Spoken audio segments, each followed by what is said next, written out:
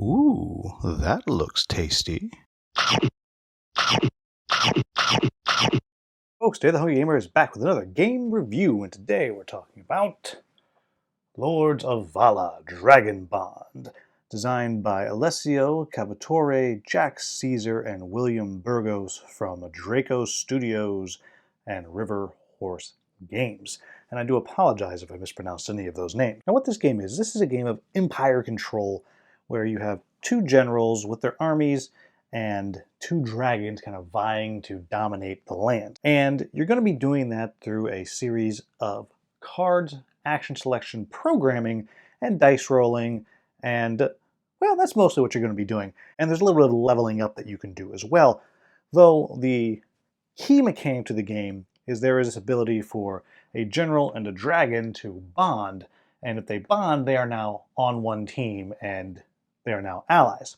But until that happens, it is everyone for themselves, and there will always be all four factions on the game, whether you're playing at 1, 2, 3, or 4 players. Before I go any further, I want to say thank you to Draco Studios for providing me with this copy of the game so I can do this review, and also please make sure you turn on your Klingon subtitles, because if I make any mistakes in the rules overview, that is where you will find the corrections. Now, if you are not interested in how this game is played, just want to jump ahead to my final thoughts, then you will go to the timestamp on the screen right now, for those of us still here. Let's briefly go over how this game is played. Now, the game is going to end when any of the players gets their final power, their 10th power. And whether that is power that they have just gotten or power that they have used, it doesn't matter. When one player gets to 10, the game will end. The game will also end if the event deck ever runs out, and it will also immediately end if for some reason one of the four leaders, the four miniatures out on the board, is eliminated, which is possible but very, very rare. I will also say right now that if you are playing with less than 4 players, then you simply take the player board and you flip it over, and it has the AI board there and it tells you how it operates relatively simply. And I'm not going to go into it, just believe me when I say that it is very simple to operate the AI. Now with that being said, let's talk about how the game works. The first thing that happens is you will take one event card after you shuffle them up and you will place it face down.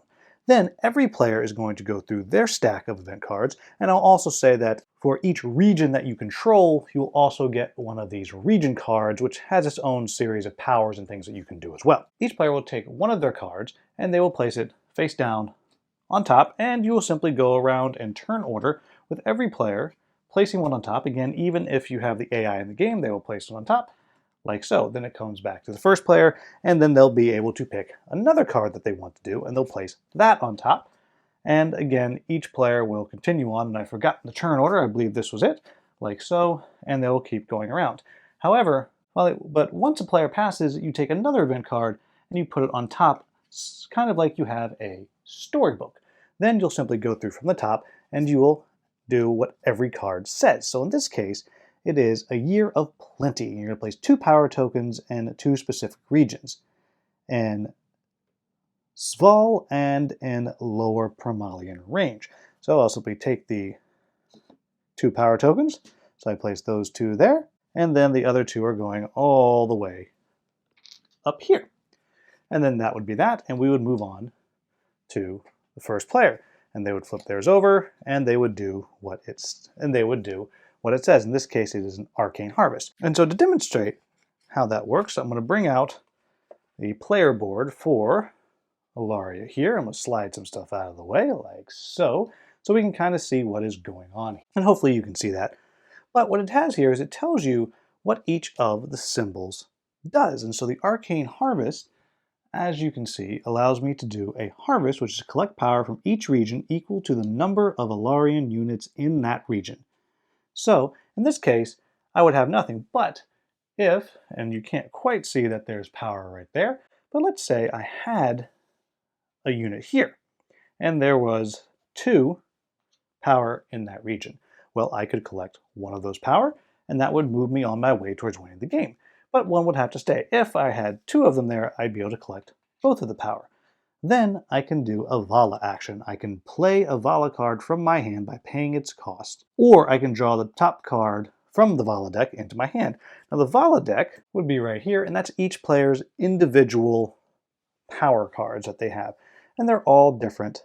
And so if I already had it in my hand, I could expend the power, in this case 2 power, and would simply flip both of them over. They can't be used again, and I would do whatever it says each deck has its own set of powers that you can use. Or I could draw some. Now you'll notice that there's other things here. There is deploy. I could place 2 units in my general's region, or move up to 4 Alarian units to an adjacent, uncontrolled, or friendly region. And if I'm moving from a region containing a city, I can move them to a region connected by a sea region. So all that to be said, I can either put more units out where I am, or I can move them places. And I'm not going to get into how you put cities out on the board, but suffice it to say, it has to do with controlling the regions, and it makes defense a little easier, and as you saw, allows you to sail and go somewhere else. And then of course, the last thing here that you can do is assault.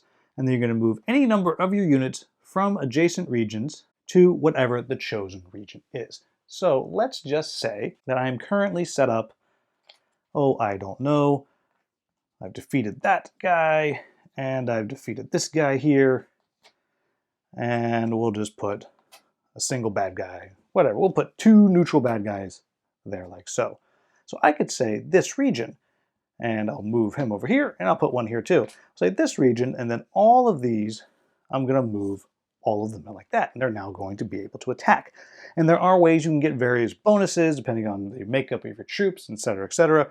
There are also ways to recruit new types of units, which will upgrade your various types of units that you have. And so when you are getting these units, you're going to decide, are they going to be permanent upgrades for your cavalry, for your archers, or for your infantry? And once you've decided that, you have them permanently for the rest of the game. So there's just ways to kind of boost your abilities. But when it comes time to fighting, fighting is very simple. So if I have attacked, I'm going to get 1 die per unit. And as I said, there's ways to get more dice, but having balanced forces, etc., but I'm not going into that. And so I would roll first. I have my 3 dice, and I would roll. Now these here, the empty blood drops, those are critical hits. That means you do your damage right away. They do not get to respond. Then you have standard hits. So let's say I rolled that. Not a great roll. So I'm going to do 1 damage, and this one is going to be defeated. But they get to strike back. So they could simply roll their 2 dice, and they've done 1 to me, and so both of us would lose a single unit. And you would go back and forth until someone has won completely and taken over the region, or lost, or retreated. In retreating, you're going to retreat to a friendly or unoccupied territory, and if you can't retreat, the unit is destroyed, and that does include your general, so that's how you could instantly end the game. Now that is most of what you need to know to play the game. However, what I will point out is that the dragons operate a little bit differently because they don't actually have troops. So they really want to attack foes that have units like this, because if we look down at the bottom of the board here, as we can see, as they defeat foes, they put them down here. And every time they have eaten 3, then they're going to get a power, which gets them towards the end of the game and gives them and will allow them to use their Vaala powers. However, the other thing is they will be taking damage. And as they take damage, you're going to slowly be filling these up here. And what this is telling you is, this is telling you how strong they are. So that's a wrong color dragon. So Magnifex here, when he's unharmed, he can do 5 dice of it. He can do 5 dice when he attacks. But as he gets hurt, it goes down to 4, to 2, and to 1. So the more you hurt him, the weaker he gets, and there are ways for him to heal. While I'll point out that Fulgen, on the other hand, can take much more damage, but he does less as he attacks and as he fights. And all of them have different powers and so on and so on. But really, that's pretty much how this game works. You're going to go through, and after you've gone through the entire deck of what everyone's doing, you'll have another event, and then you will rinse and repeat and do it again. And what that means is because there are 12 of these cards, you will have a maximum of 6 rounds in the game if no player gets to the maximum of 10 power. The other thing that is important to note is the Dragon Bond that I mentioned. If at any time a general moves into a space with a dragon, or vice versa, both players are going to roll a die. If they both wind up with hits, then they become bonded. And that means that the other player will get a power because they're now bonded with them, which means that they're going to get a special power that's going to come with them for being bonded, and you are now officially working together to win the game and get to 10 power. And if one player perhaps doesn't roll the hit for the bond, they can spend their power to re-roll the die as many times as they want. But that's pretty much it. But that's how this game works. So, what do I like about this game? The first thing is, I think it is a very cool world that they've set up with these dragons and generals and the conflict, and it's a very interesting conflict with these kind of empires and dragons. They're all kind of equal, which I find as a fascinating little world. It does make me kind of want to dig in. And the next thing is, I really do think that the retail version or the base version, which is what I have, is a pretty darn good production. Even just the tiles, they're chunky, the cards are good, the boards are good, it's easy to read everything, and I really, really do appreciate that. Though there's one thing I'm going to talk about a little bit later. Next thing I'm going to say is the core gameplay mechanic of this kind of programming, and you're playing your cards, but you're also doing a push your luck at the same time. I really find that interesting because the choices become very, very hard as you're trying to figure out, okay, how do I want to prioritize my actions? What is the most important? Because I don't know when people are going to start passing, and that I find really, really clever. Next thing I want to say is I do like the asymmetricness of the different factions. They do play mostly the same, at least if you're dragons, they play mostly the same, and if you're the empires, they play mostly the same.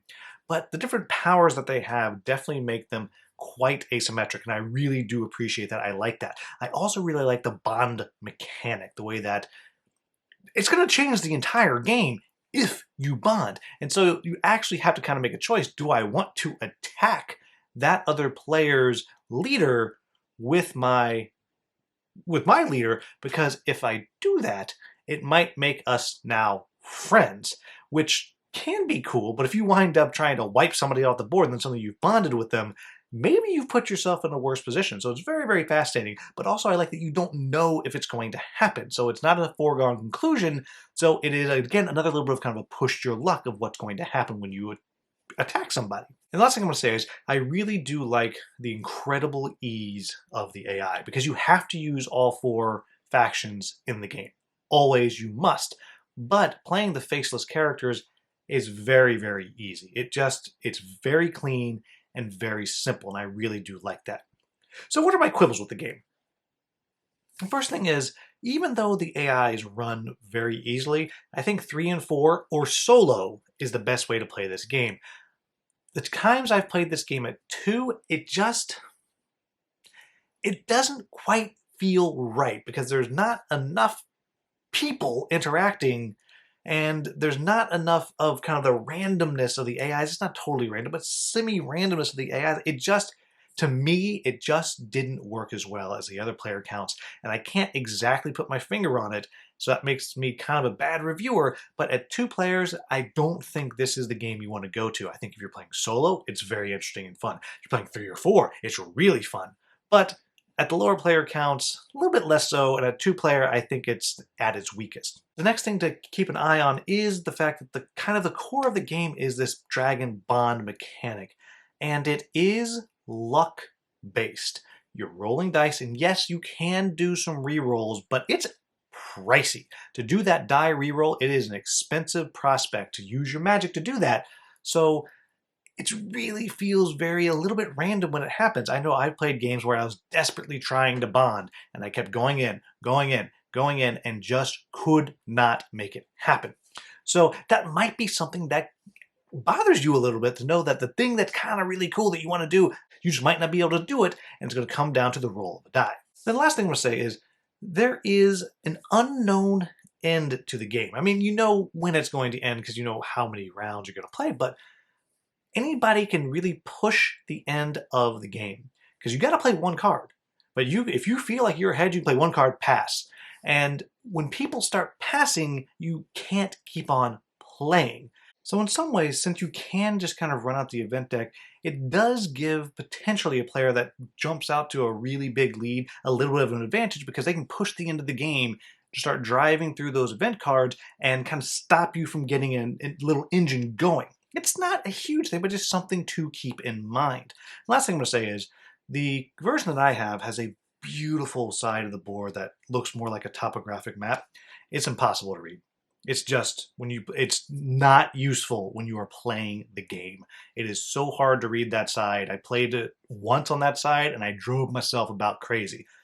The other side looks good, but it looks more like a map, and that's pretty much the side that you have to use. But there you have it, folks. That is Dragon Bond Lords of Vaala. I am very pleasantly pleased by this game. I think it does some really interesting stuff. And I know Streamline Matt actually, unbeknownst to me, has like all of it coming. So I'm actually really looking forward to digging into even more of this game because he's got all of it. I think if you are into this kind of game, you're into troops on a map style games, you're into area control, you're into asymmetric factions, and you like the idea that there's always going to be 4 out there and you don't mind running an AI, and I promise you it's very easy to run the AI, then I think this is a game that you probably should be checking out. And in the retail version, it's a pretty darn good production, and it's not that expensive considering what you're getting in the box. So there you have it, folks. As always, if I made any mistakes in the rules overview, please let me know in the comments with the timestamp so I can get that in the Klingon subtitles. If you found this video useful, please like, subscribe, share, and maybe become a channel member. As always, thank you so much for watching. Have a wonderful, wonderful day.